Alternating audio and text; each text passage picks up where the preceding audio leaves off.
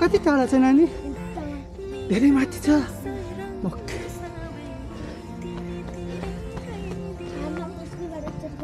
ए हो रमाइलो छ।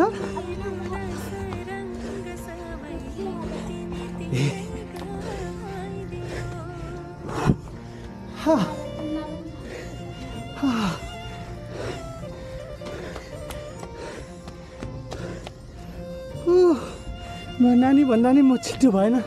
म साइकलमा, हाम्रो नानी हिँडेर, त्यही पनि छिटो। स्वयम्भू